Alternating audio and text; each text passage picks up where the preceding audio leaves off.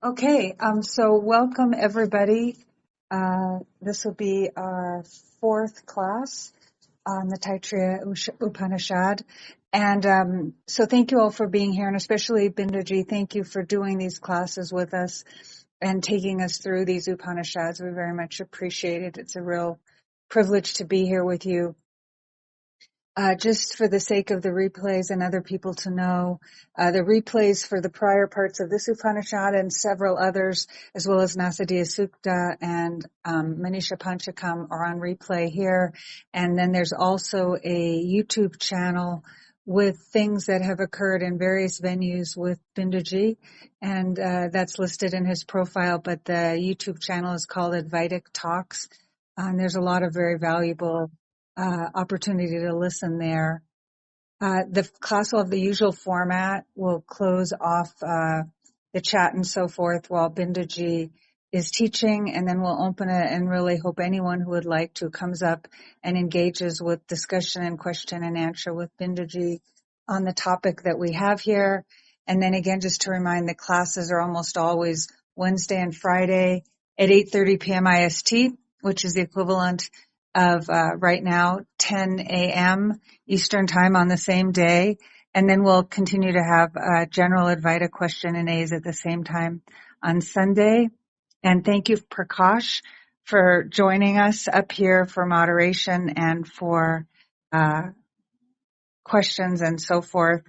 And I think that covers it, except that there's also a copy of all the mantras pinned up above in a document that Bindaji put together.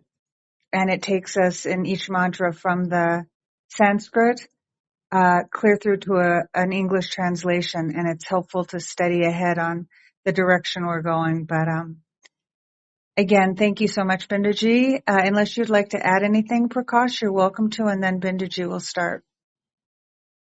Thank you, Artemisia. Thank you, Prakash. Hari Om and welcome to all. Om Namo Brahmadibhyo Brahma Vidya Sampradaya Kartrubhyo Vamsharishibhyo Mahadbhyo Namo Gurubhyaha Sadashiva Samarambam Shankaracharya Madhyamam Asmatacharya Paryandam Vande Guru Paramparam Shruti Smriti Purananam Alayam Karunalayam Namami Bhagavatpada Shankaram Lokashankaram Shankaram Shankaracharyam Keshavam Badarayanam Sutrabhashikritau Vande Bhagavantau Punah Punah Ishvaro Guru Ratmeti Murtiveda Vibhagine Vyomavad-vyapta-dehaya Dakshinamurtaye Namaha. Om Shri Gurubhyo Namaha.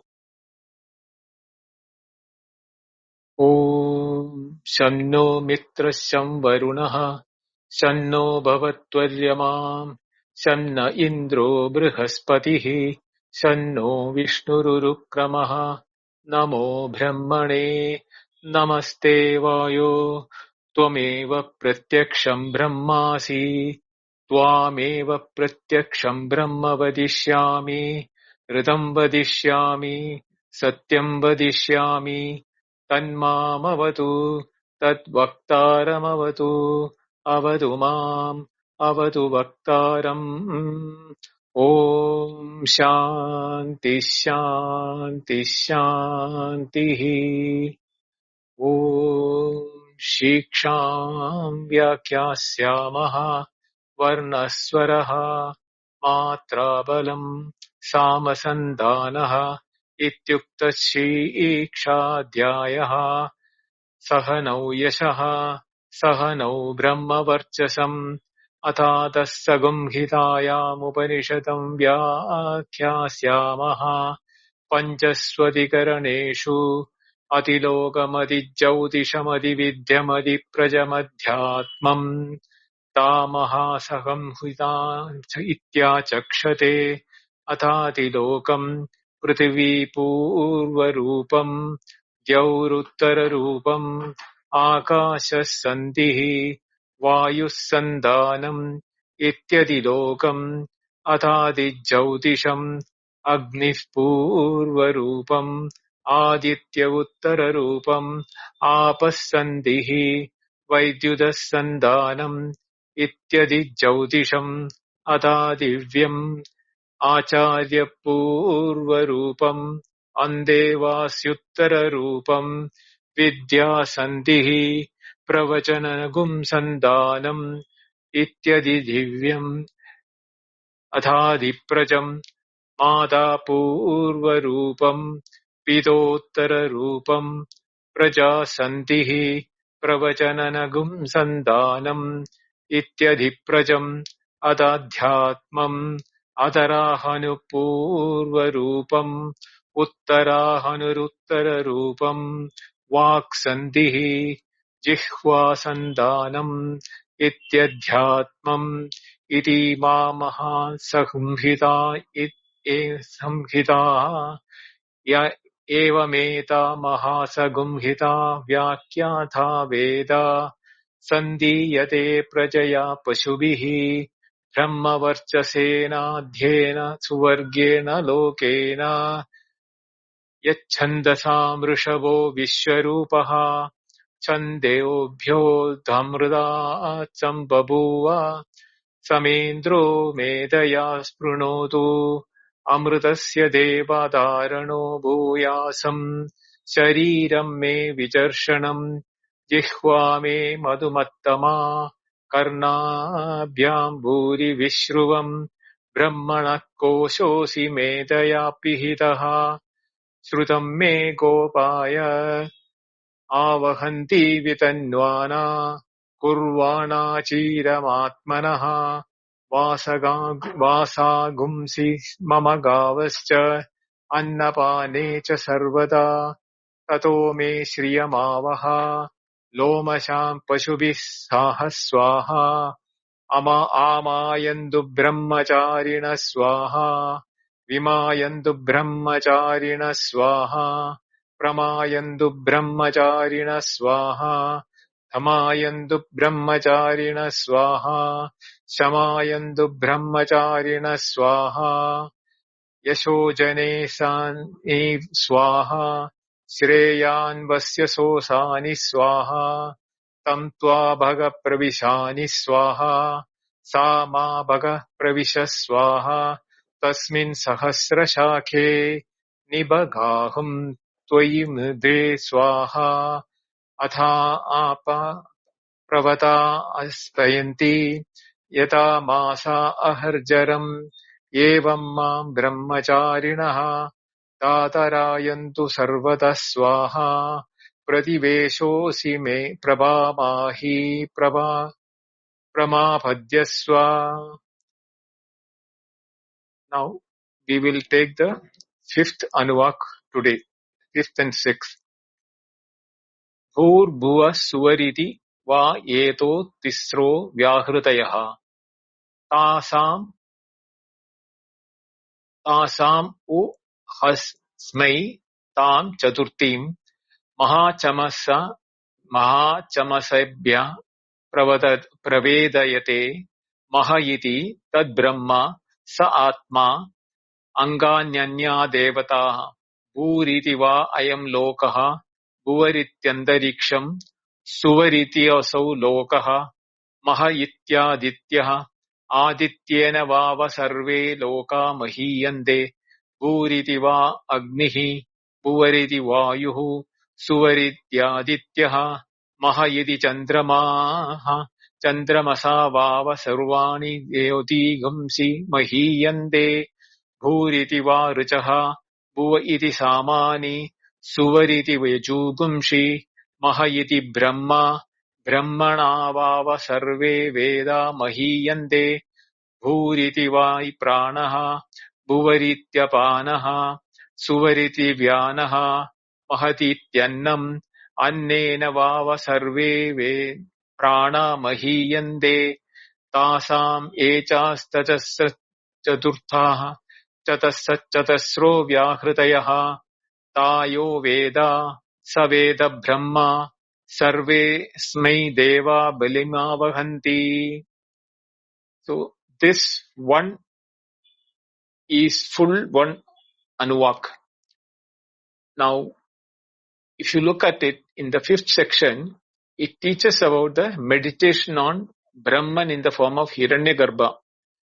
through the three Vyahritis or mystical utterances. Vyahriti means mystical utterances, which are symbols of the three subordinate divinities.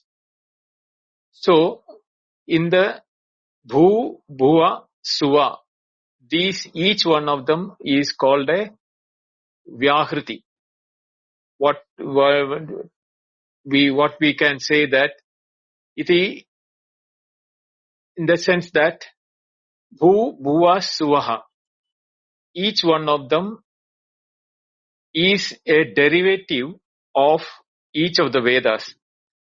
Rig Veda, when Brahma uttered, then he condensed it to Bhuva, and then Bhuva is condensed to Akara for making the Pranava. Bhuva is the Rig Yajurveda. Yajurveda, when condensed, is represented by Pratika by Bhuva. And Bhuva condensed become the Ukara of the A, U, Ma, the Om, this thing. And Suva is the Samaveda, which condensed becomes Suva, and Suva then transforms itself into Makara. So, Bhu, Bhuva, Suvaha, when you are talking about, you are mentally supposed to imagine the entire Rigveda, Yajurveda and Samaveda as these are all the pratikas or Vyahritis for representing those Vedas.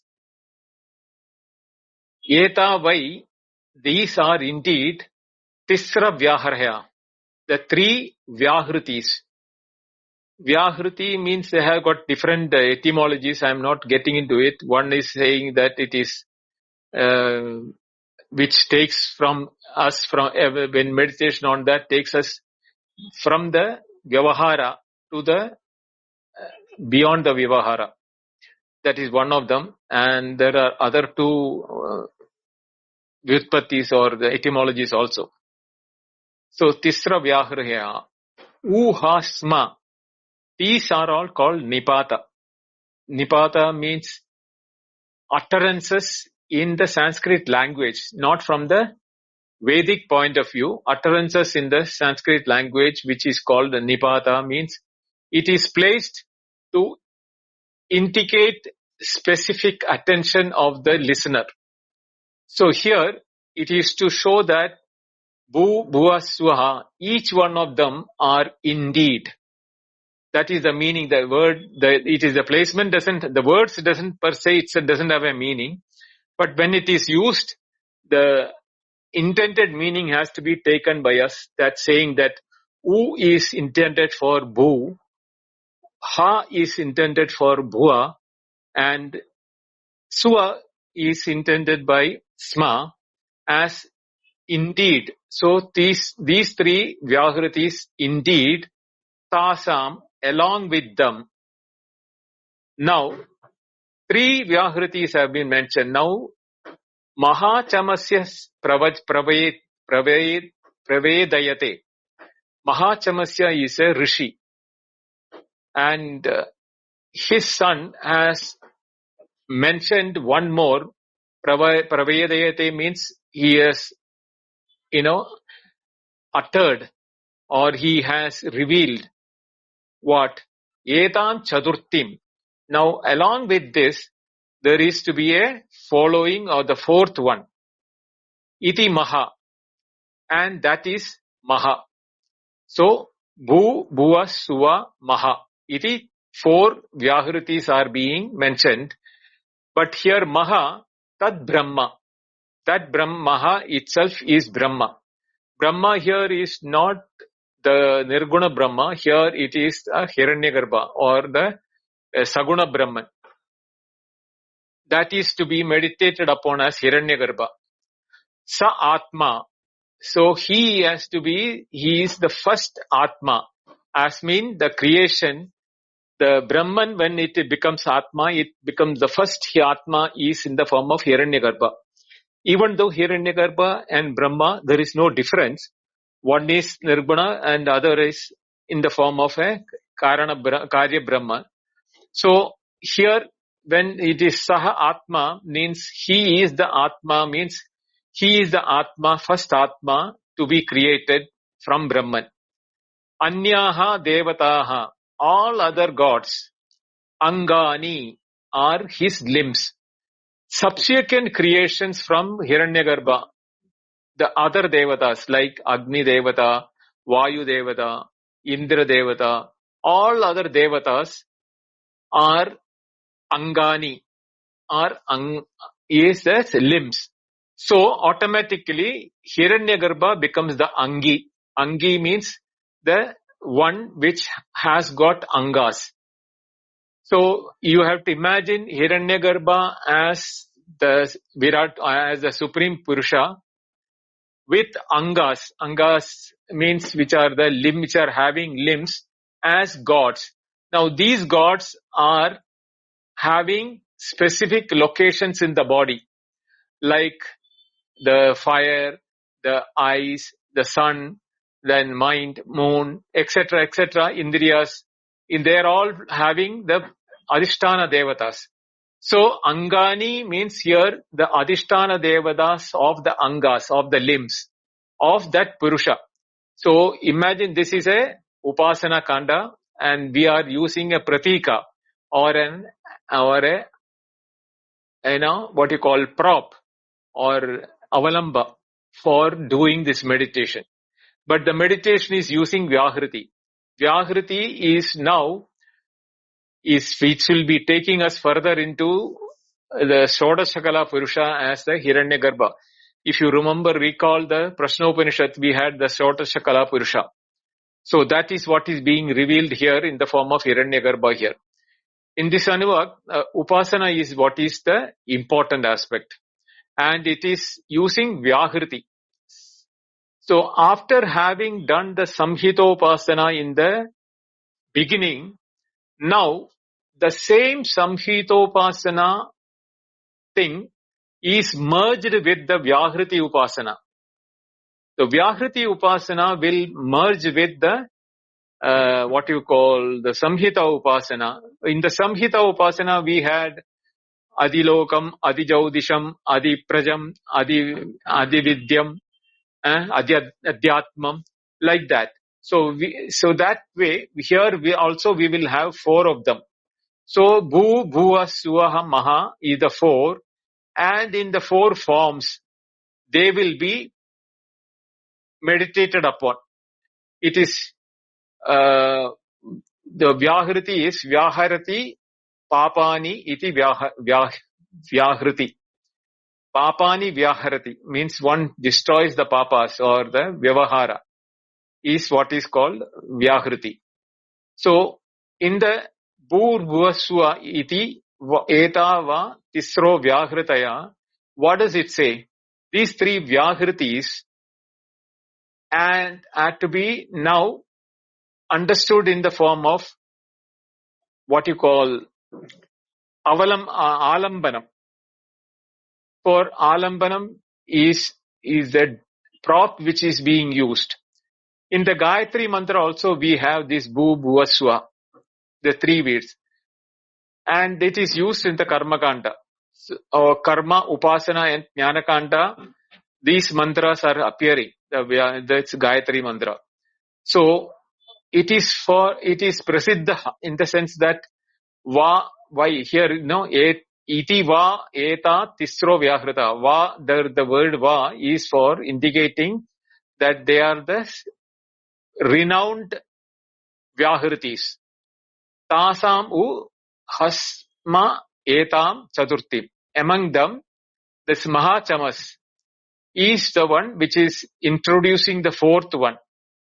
So, those who are used to the Sandhya Vandanam, they may be able to understand that there are 7 Vyahritis in the Sandhya Vandanam, which is Bhu, Bhuva, Swa, Maha, Jana, Tapa and Satyam.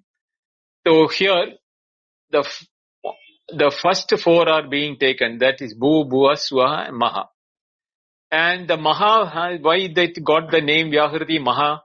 Because Maha Chamasya is the name of the Rishi whose son Mahachamas, who has now also is the one which is using this Vyahriti for the meditation. Actually, the word Mahachamas means big ladle. For the one who uses very big ladle for yajna, he is called a Mahachamas. That's a nickname given to a rishi, because he is performing yagas which are in large, nature. So the big rituals being conducted by such a person, he is often referred as Mahachamas. So he is the one who revealed this fourth one as Maha. Now, Maha iti is the fourth one, Tad Brahma. That is the greatest, means the glorious one, because it symbolizes the great object for meditation. Now, Maha becomes the Anga, Bhuva Swaha becomes the Angi for the first meditation.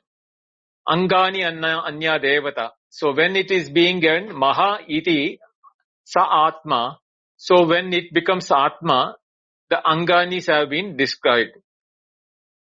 Then how is this being to be meditated upon? Bhu iti va ayam lokaha. Bhuva iti andariksham. Suva iti asau lokaha. Maha ityadityaha. Adityena vava sarve loka mahiyante. Now this is the first form of meditation, of Vyahriti meditation. So here what is you are saying? Bhuvai iti ayam lokaha. Indeed, Bhu is this world which is to be meditated upon as Bhu, which is being represented by this world. Bhuva is the andariksham, is the intermediate space between here and the upper world. Suva iti asau lokaha, is to be meditated upon the other world. Asau lokaha means the world which is above. So what is between this world and the above world is the andariksham, or the space, or the intermediary space. Maha iti aditya. Now this Maha, Aditya, or the sun, is the Maha or the Anga in the in the Upasana. Therefore, Sarve Loka Mahiyande is in the whole world, not only in this world, even in the Andariksham in between, and in the Asau Lokaha, the Suva Lokaha, the world above. In all these places, sun is the glorifying or energizing one which is being this thing. Therefore, sun becomes the Maha or the main Anga, and Bhuva Swaha becomes the Angi for them. So this is the way in which one has to be meditated upon. Then what is called is Bhuvariti Agnihi. Next one. So Atiloka Upasana is over. It is about the Vyahriti Upasana. Atiloka Vyahriti is Bhuvaloka, Suvarlokaha, and Maharlokaha. And all the four Vyahritis, Surya is the Angi, and the other Lokas are Angas. The Angi and Angas. Okay? Bhuvariti Agnihi. Bhuriti Agnihi, Bhuva iti Vayuhu. Suvarityadityaha, Maha iti Chandrama. Chandramasa Vava Sarvani Jyotishu Mahiyante. Now here, you should understand one thing, is that the order in which the priority or the glorifying factor changes in each of the Vyahriti. So you should hear, it is the Atilokam. Ati Jaudisham is now being used by the meditation process. For here, it is taking the four places where the Jyotish can be seen or can be, appearing. Bhuritiva Agnihi. in this world, it is in the form of Agni. Bhuva iti Vayu. The intermediary space is Vayu, where you have seeing the lightning and the intermediate stars and everything. Suva iti Aditya. The light of the upper world is given by the sun. Maha iti Chandrama. Now Chandrama is not the moon which we are thinking. Even though the word Chandrama is representing moon, the moon is the presiding deity for mind. Chandrama is taken as the Mana Devata. So therefore, here Maha iti Chandrama, Chandramasa Vava Sarvani Jodikshum Mahiyante. So it is not the moon which we are talking about, because moon is also in the intermediate space. Here Chandramasa is the used for the word as the mental capacity to apprehend the Jyotis in the different world.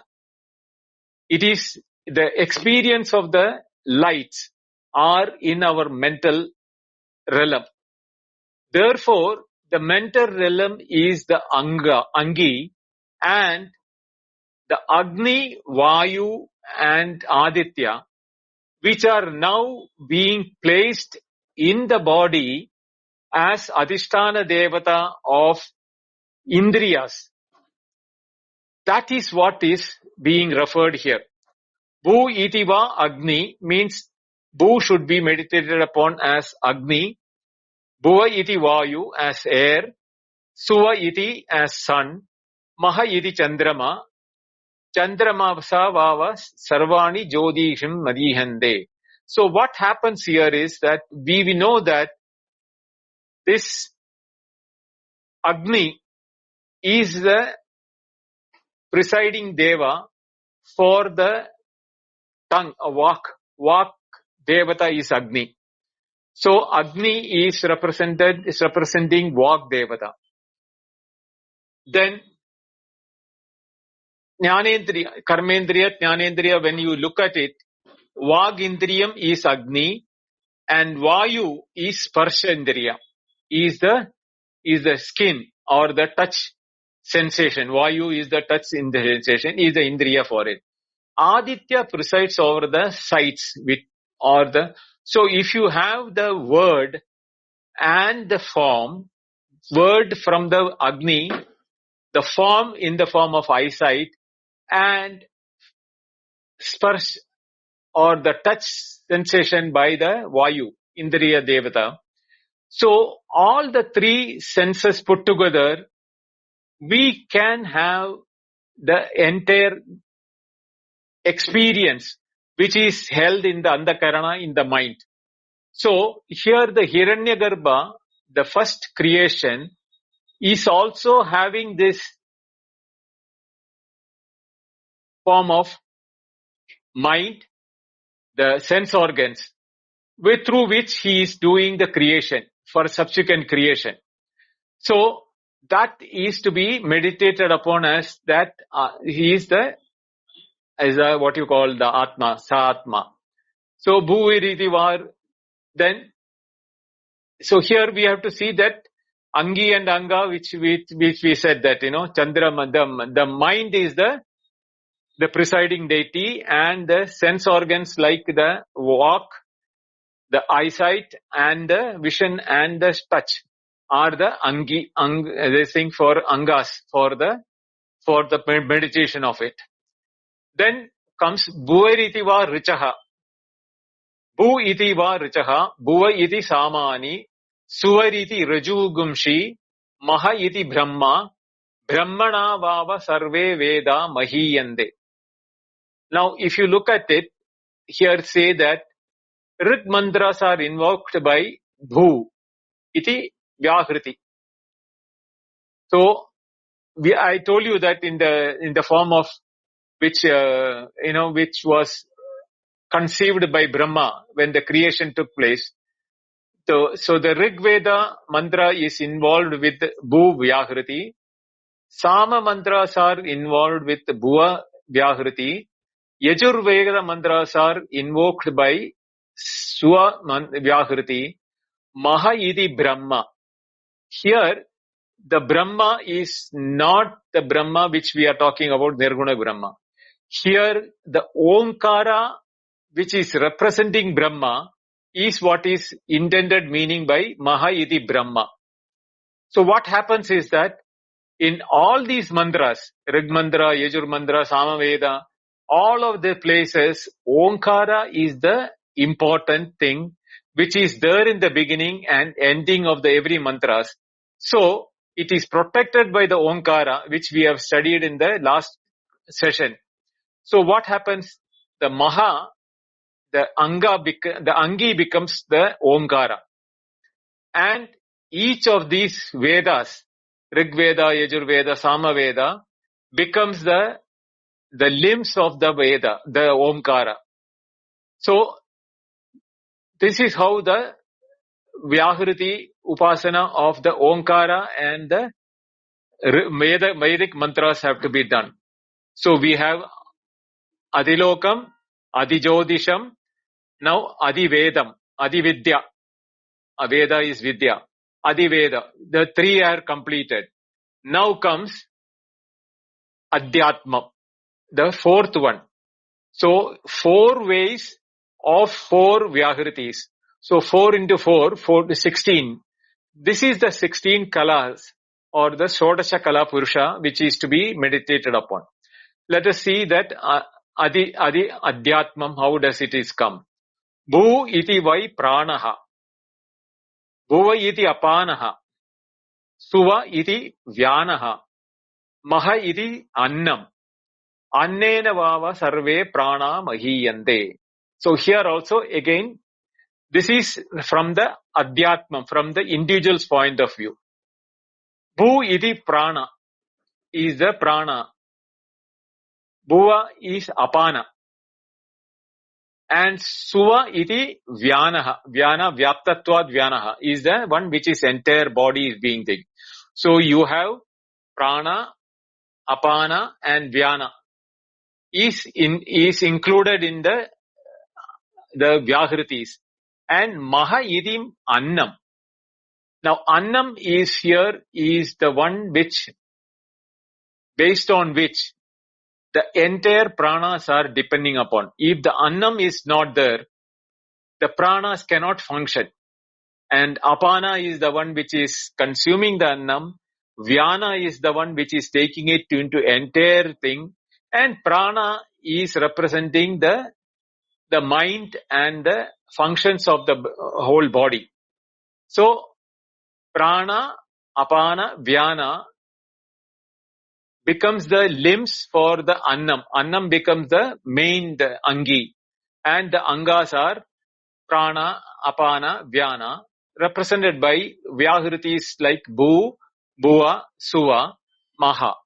The 4 Vyahritis in the individual is now we have Adilokam, Adijaudisham, Adivedam and Adiatmam. So all the 4 and 4 Mahavyahritis. So 4 Mahavyahritis into 4 meditative method, you are getting the Shodasha Kala Purusha for the meditation, which is in the form of is Hiranyagarbha. Hiranyagarbha is the Tasam Chatasras Chadurtha Chatasras Chatasro Vyahritaya Tayo Veda Saveda Brahma Sarve Asmai Deva Belim Avahanti. So what does it say? Ta vai eta chatasra. Thus these 4 Vyahritis, Chadurdha, are meditated upon in the 4-fold ways, which are that Adilokam, Adijaudisham, Adivedam and Adiatma.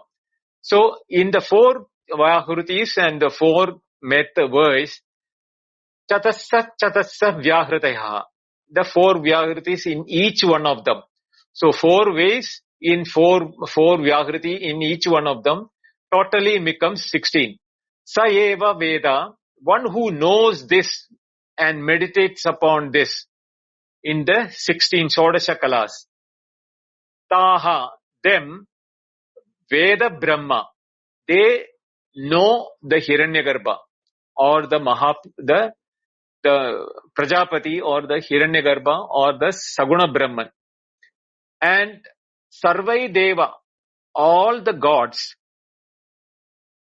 Avahandi Balim, they carry offerings, Asmai, to the person who knows and who has identified himself as Hiranyagarbha.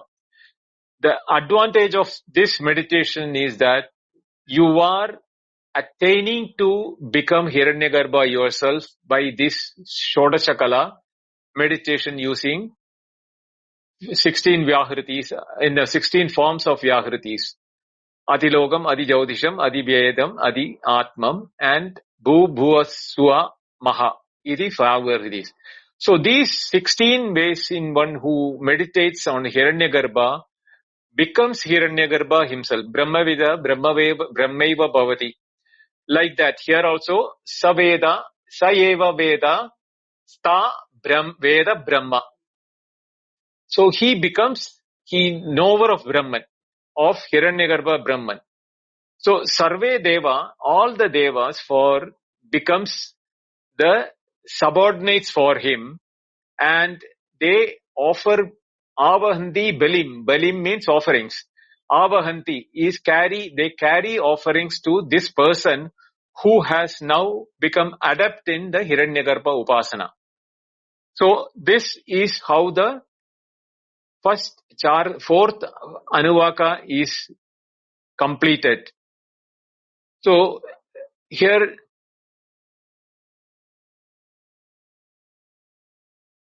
there is a question in the Shankara Bhashya which says that, if this person is only doing Vyahriti Upasana, how can he get Hiranyagarbha Prapti?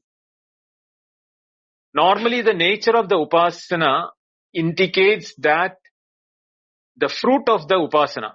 For example, those who are doing Upasana on Shiva or Lakshmi, or that, those who are doing Lakshmi is for the wealth, they will be bestowed with wealth. Those who are doing on Saraswati will be bestowed with knowledge. Like that. And this statement of the Upanishad in the last says that is to be correctly, to find the consistency, you have to go to the next Anuvak, which also I'll cover it today, so that we can complete the Hiranyagarbha Upasana, because how the attainment of the Vyahriti Upasana will make you Hiranyagarbha Upasana and attain the Hiranyagarbha Prapti is detailed in the next Vyahriti, which is next Anuvaka. In the sixth Anuvaka, this section, it says, Sa Esha Andarhridaya Akashaha Tasmin Ayam Purusho Manomayaha Amruto Hiranmayaha Andarena Taluke Ya Esha Stana Iva Avalambade Sendra Yonihi Yatra Asau Eka Shantam Vivartate Vyapoha Shirsha Kapale. So let us do up to that. I am Amritaha Hiranyamayaha.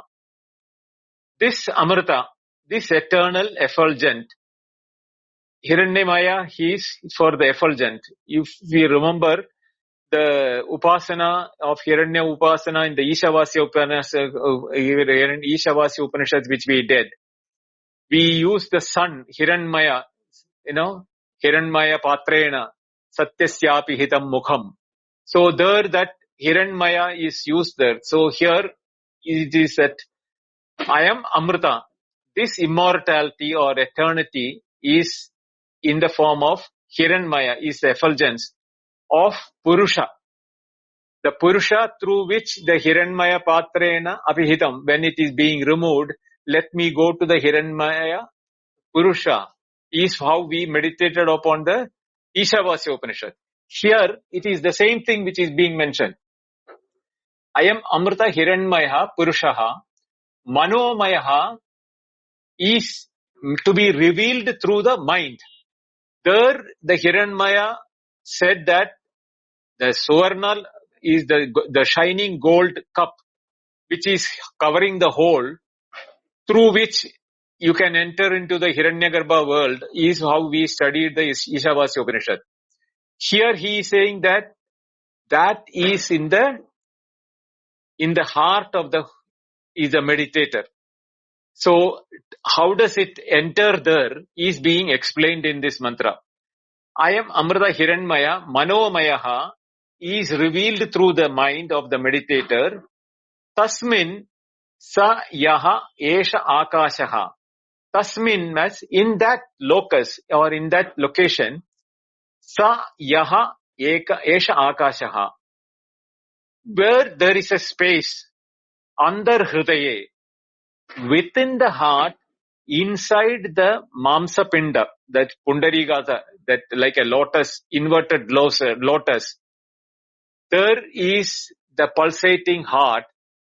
Inside that pulsating heart, there is a space.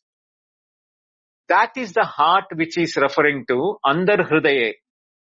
Ya esha avalambade. One who meditates this Purusha inside the space of one's own heart while meditating,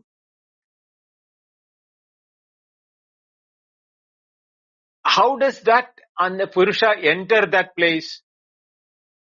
For that is the next part which is being referred here.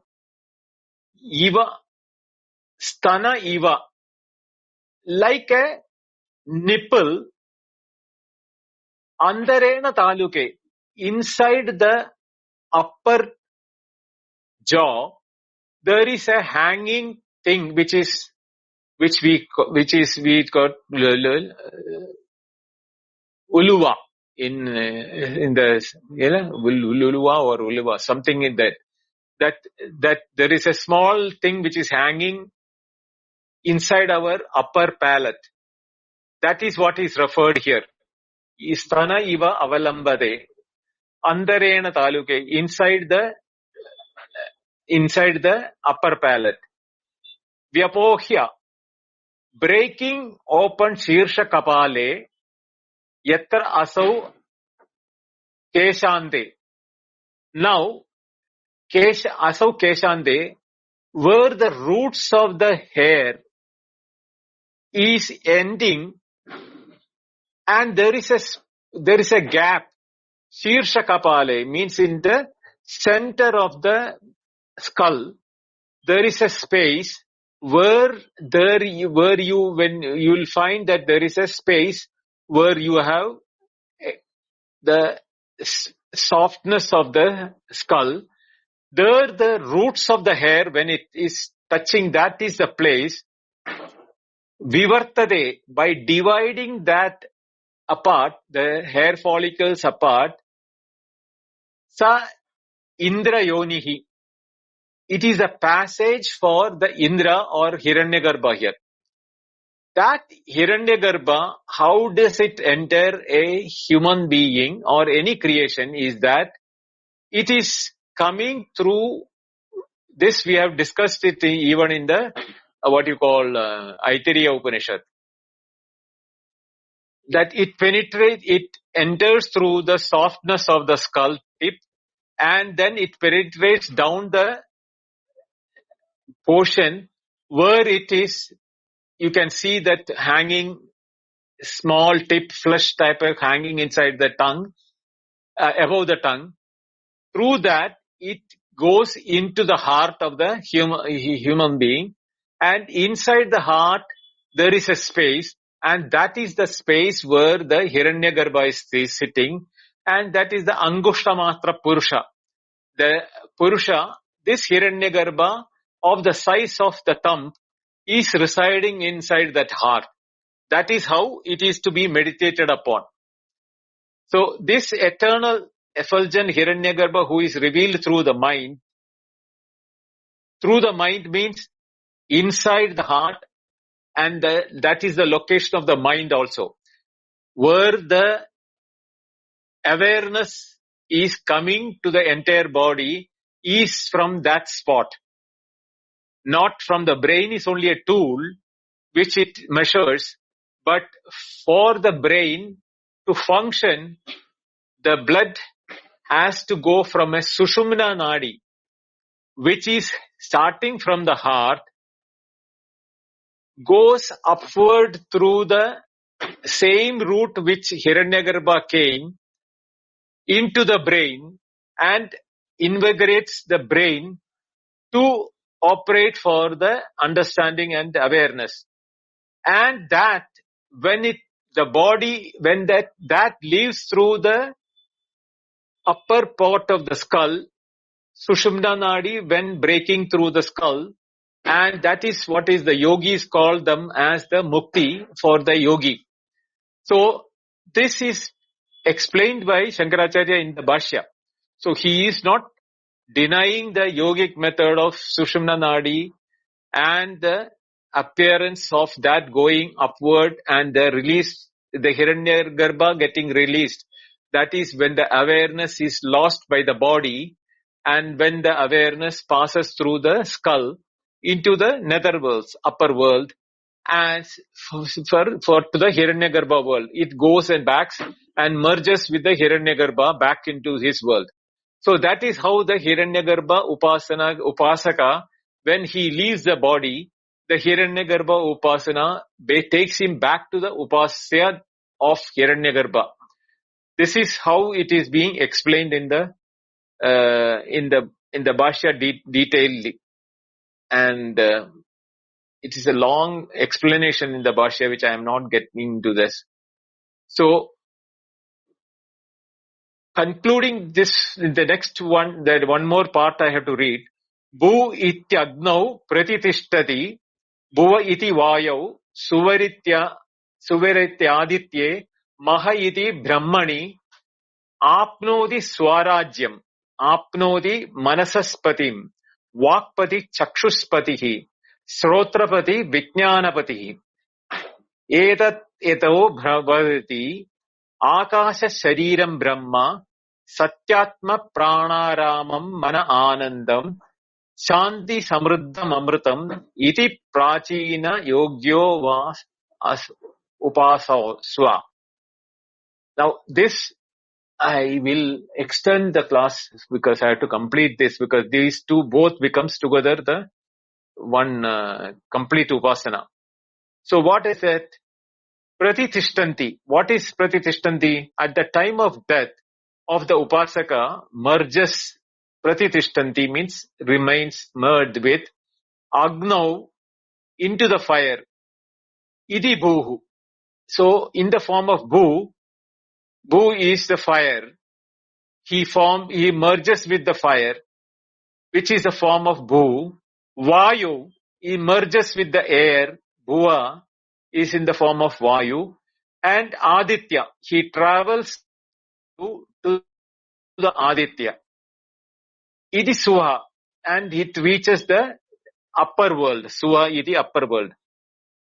Brahmani, in the Hiranyagarbha Loka, which is in the higher worlds. Iti Maha, that is the Maha is the fourth Vyahriti which is used the Hiranyagarbha.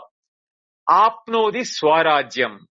Here he attains the sovereignty, because Prajapati or Hiranyagarbha is the first creator. So the entire created world and animals and human beings, everything is his. He is the king of the world, because under his creation everything has come.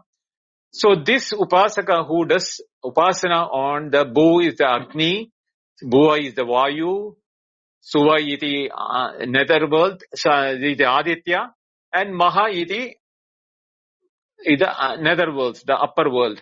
By these four Vyahriti, when he does the Upasana and leaves his body is consummated in the fire, and before that, he travels from the heart by the upasana, goes through the Sushumna Nadi. Sushumna Nadi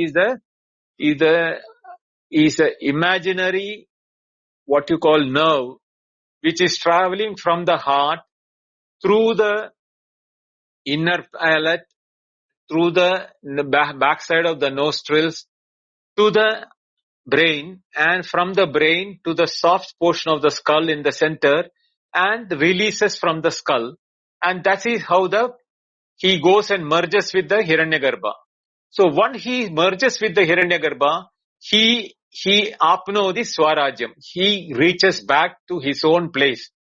He has become one with the Hiranyagarbha, who has created the entire world. And Vakpadihi, he also becomes the Lord of the speech, because along with the Lord, the supporting devatas also travel. When the king travels, the subordinates also travel. So same way, when the Hiranyagarbha, Brahma, in the Maha travels from the heart, the Vak, which is the speech, the Chakshu is the eyes, the Tvak is the sense of touch, Mana is the Maha, is the Manas. All the four subordinate gods travels along with the Hiranyagarbha to the Netherlands. So Vakpadi, he becomes Apnodi Swarajam, Apnodi Manasaspadim. He becomes the Lord of the minds, because the mind merges with the Hiranyagarbha Upasaka. Apnodi, then Vakpatihi, even the speech. Chakshuspatihi, the Lord of the eyes also merges with him. Srotrapatihi, the ears. Vijnanapatihi, the Lord of the intellect. Tataha, Etad Bhavati. In addition to this, the following also happens. Brahma Akasha Shariram. Hiranyagarbha now occupies the body, which is the entire space in which the whole world is being kept. So his Sharira, which was till then limited to the body, is now merged with the body of the Hiranyagarbha. So Akasha Shariram. Brahma Akasha Shariram. It is the Hiranyagarbha Akasha Shariram. Satya Atma, which consists of the entire universe with and without form. So his Atma, or he is now identifying with the entire creation. Pranaramam, he has all the pranas for his support, for the Hiranyagarbha, because it is no more supporting the individual body. It is supporting the entire Hiranyagarbha in the form of Mahaprana. So it becomes Pranaramam. Then Mana Anandam. He has the mind which is embodiment of Ananda, because he is Swarajyam. He is the owner of the whole creation. He is the sovereignty of the whole world. So his Ananda can never, nobody else has better Ananda than, because he is all. He becomes all. So he has nothing more to be acquired or to desire for. So his Ananda is the highest. Shanti Samriddham, because he has the peace and prosperity, because he is the owner of all. And Amritam, he is eternal, because Hiranyagarbha is eternal. The what you call Saguna Brahma in the form of Hiranyagarbha is also eternal. Iti Prachina Yogyo Upasaswa. The Prachina Yogya is a Upasaka who demonstrated this is possible on the Hiranyagarbha Upasana, and he is the one who has dictated or diverged or expounded this type of meditation for the tradition to transmit to us. May you also meditate like this. Tvam api upasasva iti. May you also meditate upon, is the instruction from the Guru to the Brahmacharis. By explaining these 4 Vyahritis into 4 Lokas, 4 Adilokam, Adijyotisam, all of them, and then merging all those from the individual one to the higher world and merging with the Hiranyagarbha and attaining the Swarajyam and Anandam, Mana Anandam and Shanti Samruddham. The eternal peace and in eternal happiness is all to yourself, one who meditates upon this. Is how the whole 2 Anuvakas put together we have to understand. So I will stop here today and then we'll go to the next Anuvaka in the next class. Om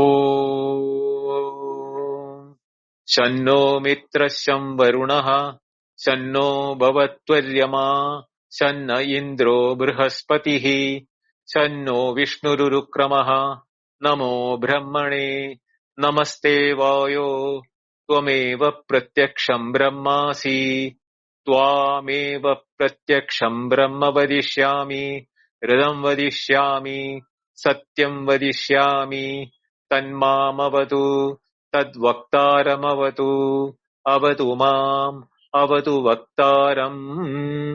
Om Shanti Shanti Shanti. Om Purnamada Purnamidam Purnat Purnamudachyate Purnasya Purnamadaya Purnamevavashishyate. Om Shanti Shanti Shanti. Harihi Om. Shri Gurubhyo Namaha. Harihi Om. Thank you. Dhanyavada. Thank you so much, Bindaji. This was a really wonderful class. For those who joined late, just know we're on the 4th class of the Taitareeya Upanishad, and you can listen to those replays. But the way that this is bringing together in a slightly different way reflection on existence, Ananda, and some other things. Thank you so much. I'm going to open up hand raising and chat, and anyone is welcome to come up and discuss with Bindaji the class we had today. And then these classes will continue next Wednesday. And there will be a general Advaita Q&A on Sunday. But if anyone would like to discuss what was brought forward today, and also Prasad, very nice that you're here, and we look forward to a day when you can come at the beginning and chant with us. So while I do that, Prakash, first, would you like to comment on the class at all? I just have Namaste, Binduji. Namaste, Arti. Namaste. And Prakash. Binduji, this last conclusion of Swarajyam Apnoti, attainment of Swarajyam, is it associated with Upasana Phala or is it Jnana Phala that is spoken of? I mean, as per Sri Shankaracharya. It is Upasana Phala. Upasana on Hiranyagarbha Upasana. Correct. Yep. Here, Swarajyam is not the same as what it is Jnana Phalam of Swarajyam. There is nobody else. Here he is merging with the Hiranyagarbha, who was the creator, first creator, Prajapati. So that way he is the Swarajyam. What way is that interpreted as a phala, Binduji, for this Upasana on Hiranyagarbha? Like they get control over minds of people like that? No. He merges with the Hiranyagarbha. So he becomes a pati for the creation. I see. Okay. So he becomes one of those devatas. No more devatas. He becomes Hiranyagarbha himself. Oh, acha. Okay, like that. Okay. So identity with Hiranyagarbha. Yes. This is from where the Dvaita philosophy talks about, Sayujyam with, Parabrahma in the form of Vishnu or Narayana. That is taken from this particular Upasana. is what is being taken into that.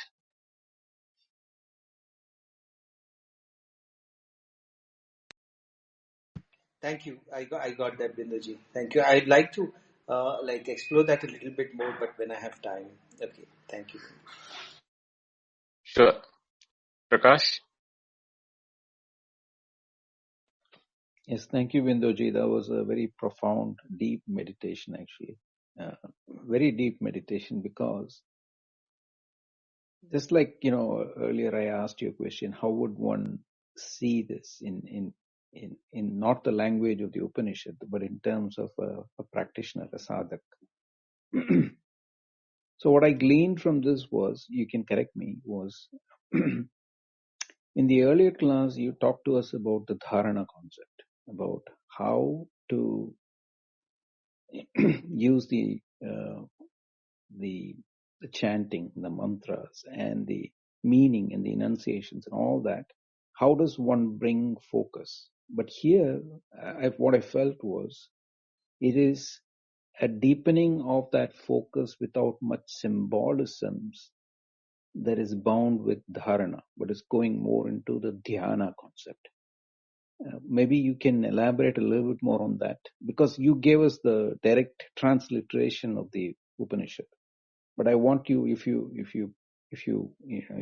please, can you elaborate a little bit more on the from the sadhaka aspect about this having to transcend the auditory state to a kind of a more absorbed state? Okay. See, here we have to understand that talking about the 4 Vyahritis of Bhu, Bhuva, Suva and Maha, it is based on these 4 only that complete meditation is depending upon. And what is being told is that these 4 are representation of Rigveda, Samaveda, Yajurveda. And Maha is the Omkara in the meditation. So you start with that as a meditative process of when you are chanting Om Bhuvaha, Om Bhuhu, Om Bhuvaha, Om Suvaha, Om Maha. So when you are doing this, what a person should know is the entire Veda, which is represented by the word Bhu, is Rigveda, and what all teachings he has learned from the Rigveda should come to his mind as what are meditation upasanas given in the Rigveda. Not Karmakanda thing, nor the Jnanakanda thing. It is the upasanas which are given for the Hiranyagarbha upasana, and that also we have to be very clear, because the goal is Hiranyagarbha. So the Hiranyagarbha upasanas appearing in the Rigveda, Yajurveda and Samaveda are the one which should come into the mind of the upasaka, because the goal is to be kept in mind. So when he does this, he will elevate himself into the different meditation methods of these 3 Vedas, prepare himself with the knowledge of the upasanas given in these 4 Vedas. Then when it is going into Adilokam, there we found that which is becoming the Anga and who is becoming the Angi and who are the Angas.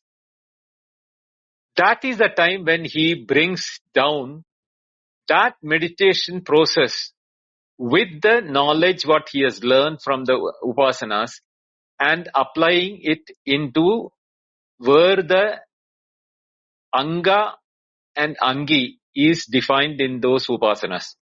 So in the Adiloka Upasana, where the sun is the Angi and the other 3 are Angas. In the Adijodisham, it is Chandramasa, which is the Anga, Angi, and the other 3 are the Angis. Like that, when he does that, he is moving from physical world of this world to the nether world, to the mental world, to himself in the Adhyatma, where it comes to prana, prana, annam becomes the angi, and the other three becomes prana, apana, and vyana becomes the angas. So when he is doing this meditation, he is going from the higher world to his heart center, and then he is now concentration of his meditation on his heart, where is the seat of the Anguttamatra Purusha, or the Hiranyagarbha in the form of Angushamatra Purusha in the heart. And then when he meditates on that, he feels the presence of the Hiranyagarbha in himself. He starts identifying with Hiranyagarbha more and more when he does this meditation on himself, because he has invoked the Hiranyagarbha from the upper world through the different Vyahritis and the Lokas into 16 Kalas into his own heart. And that presence of Hiranyagarbha in his heart becomes more and more real to him, and he identifies himself with the Hiranyagarbha in his heart. And when he leaves his body, he is no more worried about his body and nor more worried about his other things like papa, punya, karmas, and etc. He is now himself as Hiranyagarbha, travels back to Hiranyagarbha through the Sushumna Nadi and the Shirsha for the Kapala, and merges with the Hiranyagarbha. Everywhere is there. Hiranyagarbha is Sarvatra. And that is why he attains the eternity of the Swarajyam, because everywhere it is he only, and he becomes the Pati of the Vakpati, Chakshuspatihi, Manaspatihi. Everything becomes at his beck and call. At that level, when he is no more identifying himself with the physical body. And he is now Shanti Samruddham Amritam. He is in a state where is Samruddham, is flushed with or complete with Shanti, means peace, and Anandam. The happiness and the peace is his attainment, where he doesn't need anything more to make him happy or peaceful. And that is how the meditation is being done by this, which the Acharya is now telling. This is the Prachina Yogya, as the Rishi's name, he who passed on this knowledge to us. You all too do the meditation on the Hiranyagarbha in the same way and merge with the Hiranyagarbha. That is how it is recommended and how to do it. It is the identification in your own heart with the Hiranyagarbha which is being step by step given in this Upanishad. That is what is the more important thing. So a meditator on that should identify himself as the Hiranyagarbha, and then he achieves that Swarajyam. Thank you, Binduji. There's one more aspect that I wanted to connect is the beginning you mentioned about the Shodasha Kala Purusha and the Prana Apana connections. Is there a way you can weave in this to this aspect of meditation, or is it a subsidiary? No, actually for that you have to revisit the Prashna Upanishad, where the question has been asked about the Shodasha Kala Purusha. Meditation, there is also, it's an Upasana method only, but it is a Hiranyagarbha Upasana. That is why I said, here we will remember all the Hiranyagarbha Upasana, not only Ishavasya, Prashna Upanishad, and wherever the Upanishad, the Vedas have taught about the Hiranyagarbha Upasana, all of them should come into your mind. So this Shodasha Kala Purusha is the Hiranyagarbha. And where is the Shodasha Kala? 16 ways, 4 Vyahritis, Bhu, Bhuva, Suva, Maha. And 4 into 4 methods, Adilokam, Adijaudisham, Adivedam, Adhyatmam. So the 4 ways in which each of the Vyahritis have to be meditated upon. And when 4 into 4 is being meditated, you land in your heart. That is the place where your Shodashakala Purusha is sitting. And then you start invoking him in your heart and merge with him. That is how it is to be understood. Thank you. Pranam Binduji. Thank you very much. Thank you, Prashant. And also thank you, Prakash, for those questions. What you brought forward just now, Bindaji, was absolutely beautiful. Thank you both so much. Karen? Namaste, everyone. Namaste, Binduji. Namaste. Namaste. This is a very important verse. I apologize on forehand.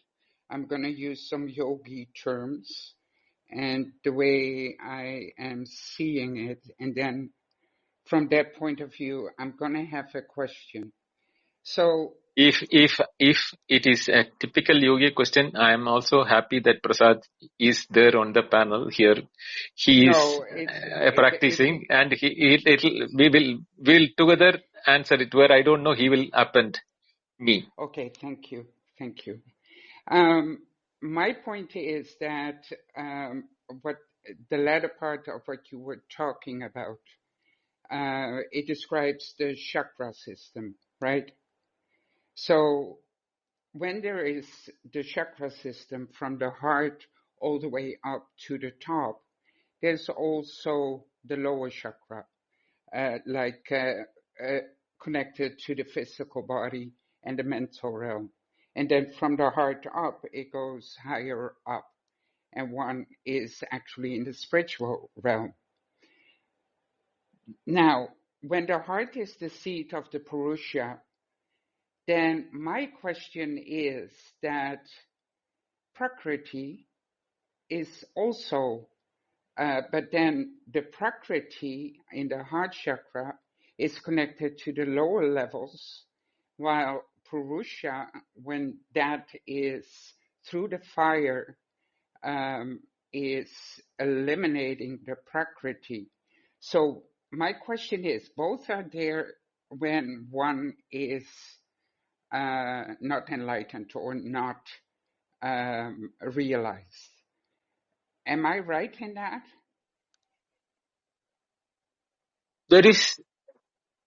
You have to understand one thing from the Advaitic point of view. I'll tell you first, is that there is never a time when you are not realized.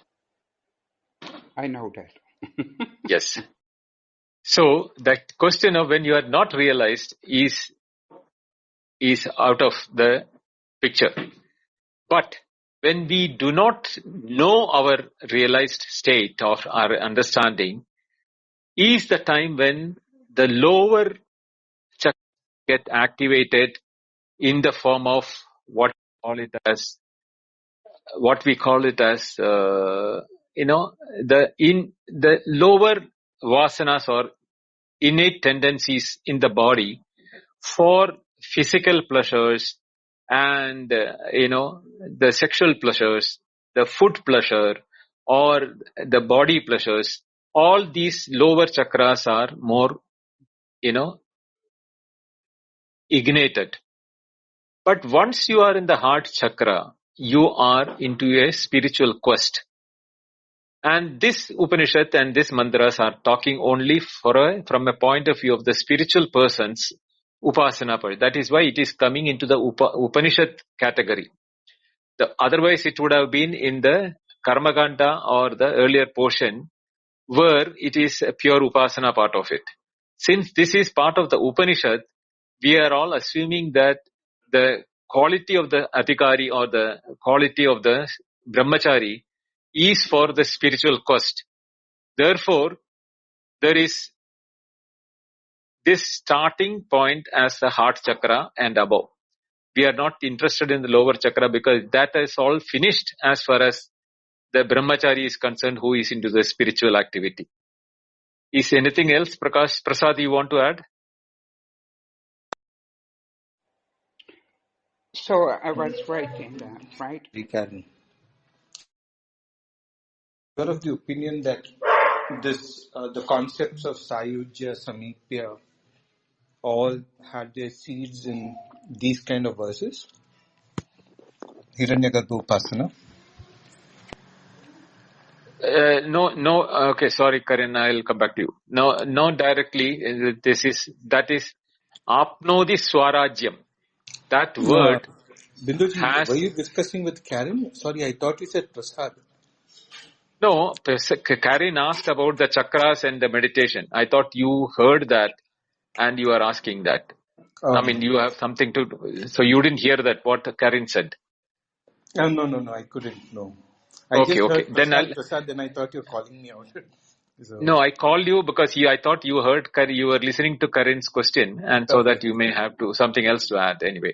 Since you have not heard it, it's fine. Okay. I'll answer to you, Prasad, after that. Okay, Karin, after Okay. Karin, let me complete Karin. Yes. So Karin, so you understood, how this aspect of, from the spiritual journey, we talk only from the heart point of view. Heart, Yes. yeah. Yeah, because it's the spiritual realm, of course. The lower realm, but my question was about Prakriti, because Prakriti is connected with the physical expressions, right? Like body, mind, right? Am I understanding that right? Prakriti and Purusha is more of a Sankhya system of understanding, Okay. where the methodology is totally different. So you cannot bring Prakriti into this part of it, because here we don't talk about Prakriti Purusha Bheda. That Okay. difference between the Prakriti and Purusha. Here we are talking about the Hiranyagarbha and the creation from the Hiranya Prajapati, and then Prana, Mahaprana, Prana, Vyana, Udana, Samana to Annam, and Chandrama, Mana, Aditya. All these things are coming, but not as a Prakriti, as a Purusha Prakriti in the Sankhya philosophy type. Thank you. Appreciate it. Welcome. Ganesh Prasad. Namaste, Bindoji. Namaste. It was a fantastic session today, and when you were mentioning the root of the upper palate, the small thing hanging around, and how it enters the space inside the pulsating heart, those explanations are really enlightening. And one thing I wanted some clarification about is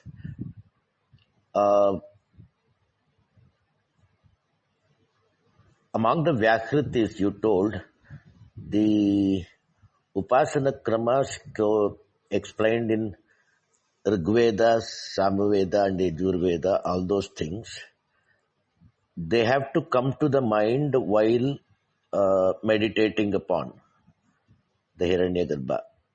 Does it mean to say that the knowledge of all the three Vedas are essential for this meditation, or the meditational process on prana, apana, vyana and anna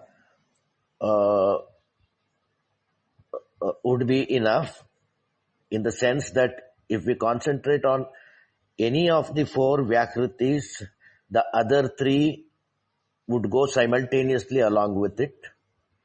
There is a small confusion for me, in the sense, Vyakritis, are they to be meditated upon simultaneously? Because 4 into 4, 16, you said Shodasha Kala Purusha. And does it make sense to say that all the knowledge of all the three Vedas are very essential for meditation? Okay, Ganesh. The way to understand is that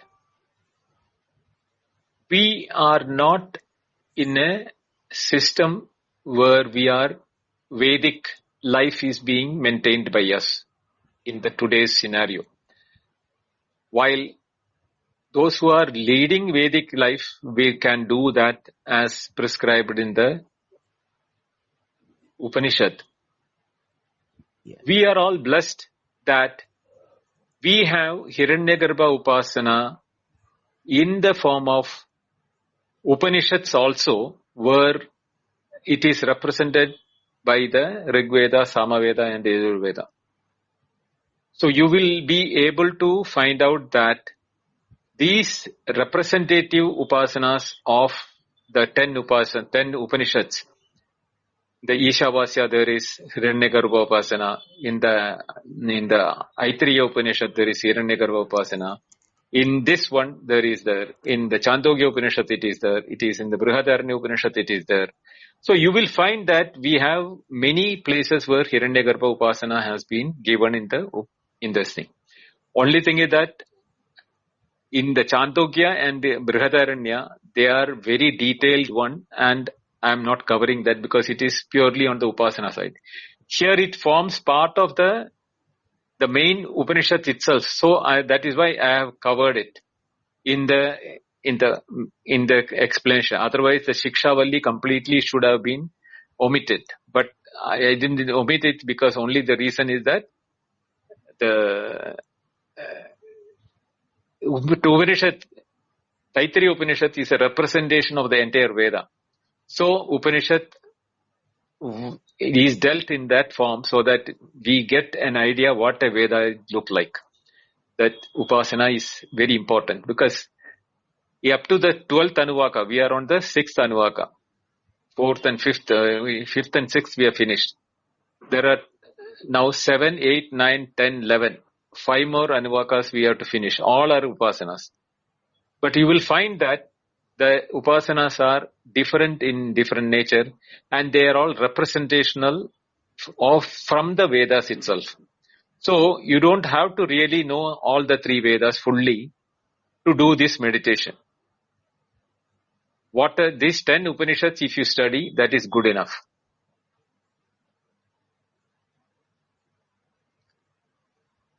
Okay, Bindoji. And this 4 into 4, that Atilokam, Atijyotishyam, Ativedam and Adhyatmam, and all those will be simultaneously taking place while meditating, no? Yeah, I told you, no, it is coming from the Atilokam means we are representing from the there the Maha is the Aditya. So Aditya is from the higher world. Then you have Antariksham in between. Then Bhu is that. So we are invoking Hiranyagarbha from the top to this world. Then Adijyaudisham, with the mind, we are bringing the Hiranyagarbha into the mind level. And in the mind level, how are we establishing it? We are establishing it through the Rig Veda, Yajur Veda, Sama Veda. That portion I didn't explain it fully because it is not possible for me to explain. First of all, I have not studied the full Vedas. Second thing is that their representational things are available in the Upanishads by the other Upanishads. But when you come to Adhyatmam, it has been dealt in the Taitareeya Upanishad, just the previous one, where how does the prana becomes Vyana, Prana, Apana, Vyana, and Mahaprana becomes these 5, and Annam, how is the Annam important for the Sataka, for the Upasaka. That has been given there. So that is how, once you know that you have invoked the Hiranyagarbha to your heart, and your sustenance of Hiranyagarbha till you realize yourself as Hiranyagarbha is supported by the pranas, and that is the energy for the prana is the Annam. So he doesn't negate his own body. He doesn't, discard the Annam and other things for the Upasana part of it, so that he keeps fit. Because in the earlier mantras we knew that he was praying for his health. He is praying for enough wealth. He is praying for enough, all those things. Why? Because he is still capable of doing these upasanas. So Annam becomes important. And once that is these 16 kalas in the 16 forms, when you do the meditation, you can really invoke the Hiranyagarbha in you till you identify yourself with the Hiranyagarbha at the time of departure. So, by listening to all these things, I feel the upasana part has to be learned or practiced only at the feet of Guru, isn't it, Bindoji? It is Yes. so technically marvelous, and it is first of all difficult for understanding itself, and the step by step, the progression in the process of meditation, there should be always it should be at the feet of Guru, I feel. Yeah, definitely. Am I right? Definitely there will be benefit by, Sa Gurumeva Bigachet Shrotriyam Brahmanishtam. So such a person should be approached for learning this upasanas. Yeah. And one more question, maybe out of the mainstream. When this much of literature and practices and methodologies have been prescribed, and you too can do this, that when that anushasana is also there in the process of the explanation, it just makes me curious to know, do all these things happen in Shaktipata Diksha? There is one thing.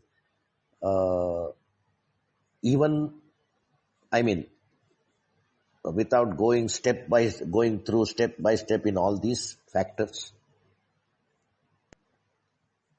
See, we should understand that the methodology which is in the Jnana Marga is a upasana on the prescribed manner in the Upanishads. Shaktipada will be more depending upon the main upasanas which are appearing in the Aranyaka and Brahmana part of it.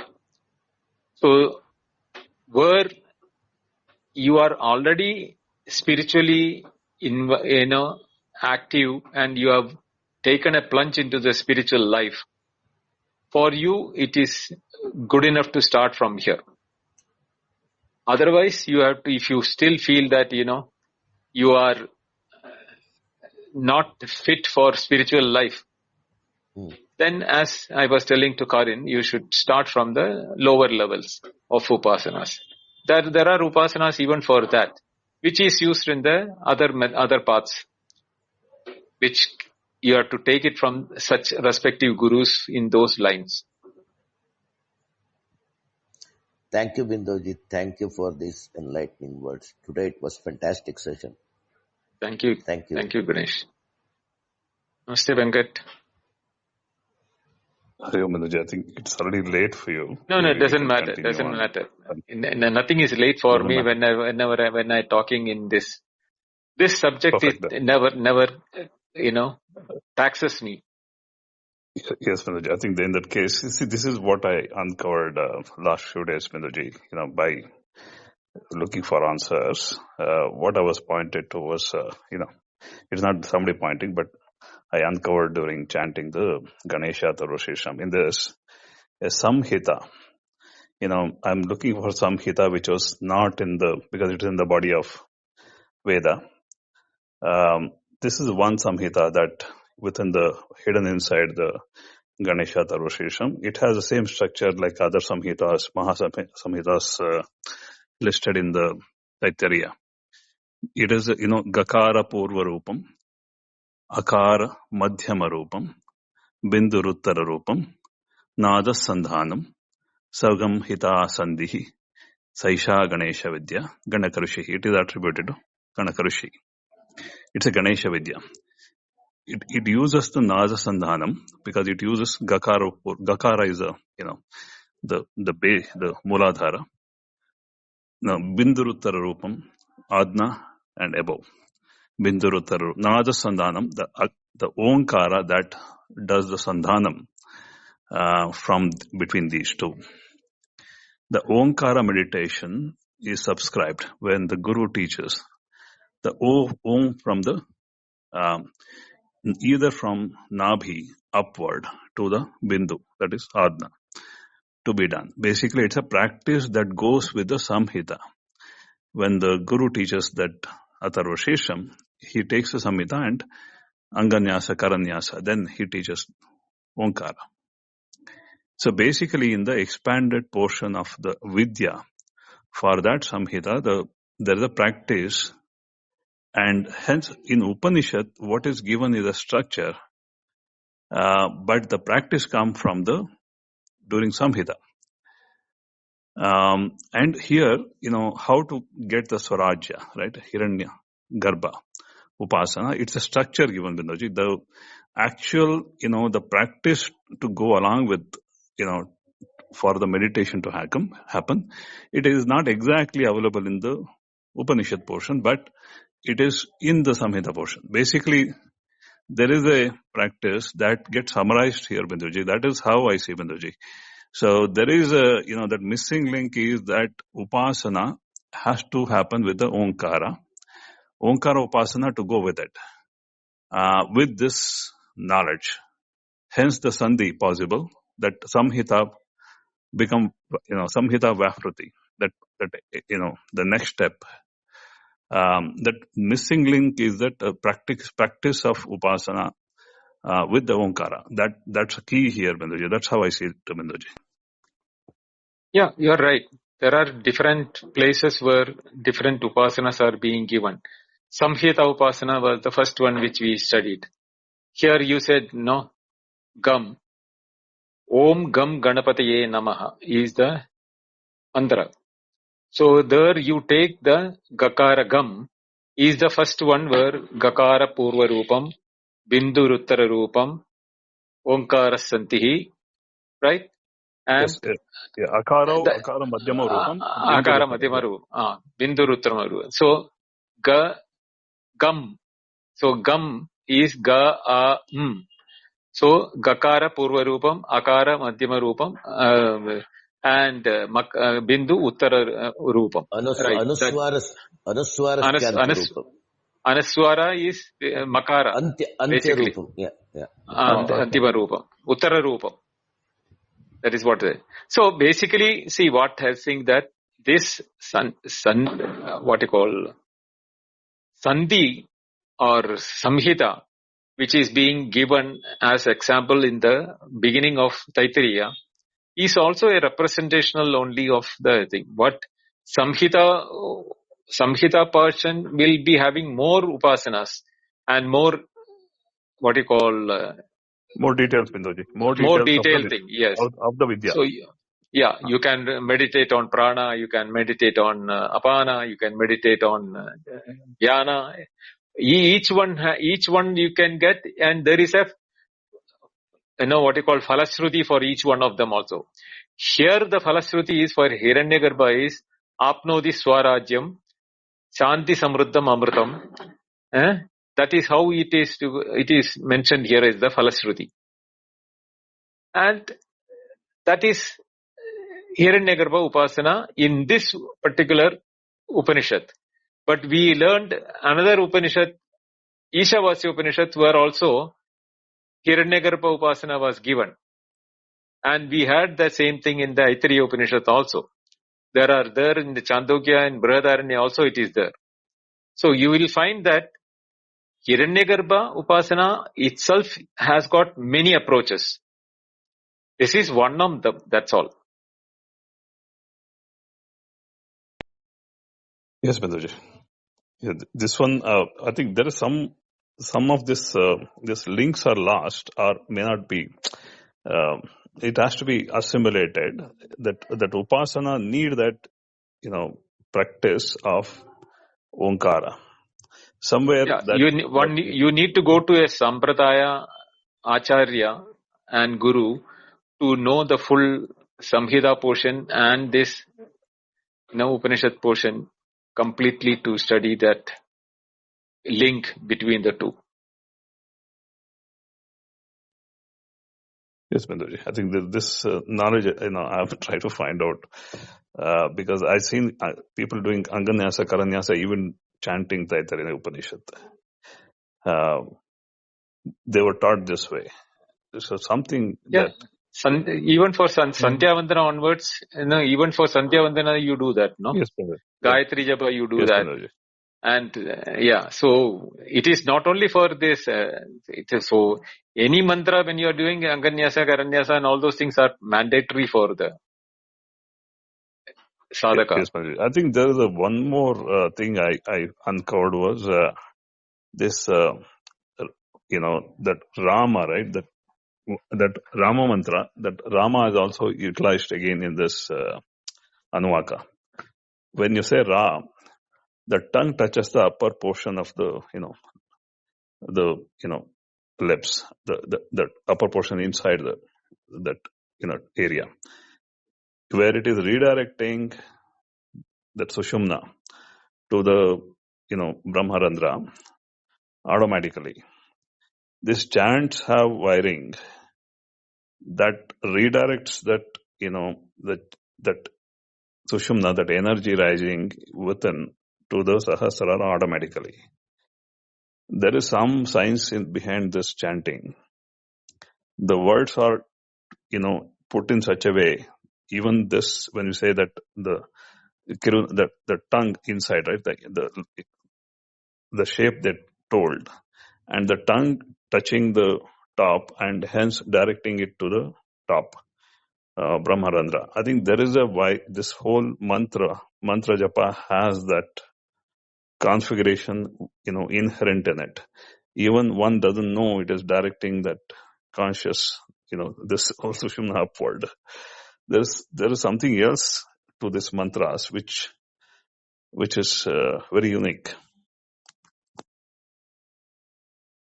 There are many things which are done by the practitioners of, Upasana and especially this mantra Upasana or Vedic Upasanas. And there are something which are they teach outside, something they teach only to the people who are becoming Andevasis or, brahmacharis inside the ashram and stay there for the propagation of the same thing. So there are many things which are known to us, many things which are known to the inside people, many things which we have lost because there are traditions have been lost. So out of the, thousands of Upanishads, what we have now know is only about 108 or 200, something like that. Out of that, only 10 are taken as important because that is representational for the entire Vedas. Rig, Yajur, Sama, Atharva. All the 4 Vedas are represented by that 10 Upanishads.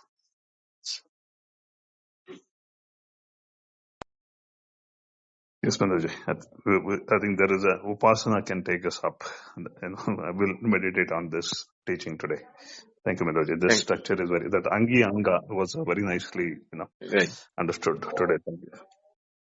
Yeah. Prasad, you wanted to ask something,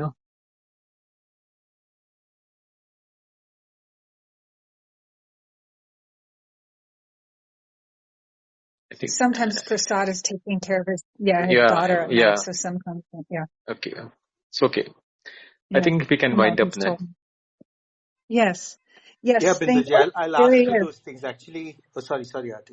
No, actually, I just wanted to ask, even from the tradition that you were engaged with, how they see these as seed forms for the later development of Upasana and the concepts of Sayujya, Samipya and all of that. But that we can discuss. That is just an additional information from how you have been told and what all you've heard. That way, Binduji. Nothing important. We'll do it again sometime. Okay. Thanks, Ati. Oh yeah, thank you, Prasad. It's very nice to have you with us. Very nice. So I just want to especially thank you, Binduji. We're so privileged to be able to be in these rooms together and all discuss and learn. For people who joined later, even might be new to this house, there are many houses that start Advaita Vedanta, but this is the one that ends with the word satsang. So please join the house if you'd like. We usually meet here Wednesday, Friday, and Sunday at 8:30 p.m. IST. The weekdays are for classes. We're on the 4th class for the Taitareeya Upanishad now, and on Sunday and 2 days from now we'll have a general Advaita Vedanta Q&A. So if your questions didn't get answered, because we usually close down the hand raising a little bit before we're going to end, please come on Sunday and join us. The replays are in this house, but even more classes and so forth are available on Vintage's YouTube channel that's called Advaitic Talks. So that could help everybody. And again, thank you to everybody on the speaker panel and everyone who was listening. Many of you have been here for a long time, and it's always good to see you. So hopefully we can continue this discussion on Sunday. If you are new to studying for this class, the Dropbox above will still be there when the replay is pulled up, and that has the document for this Upanishad and the mantras.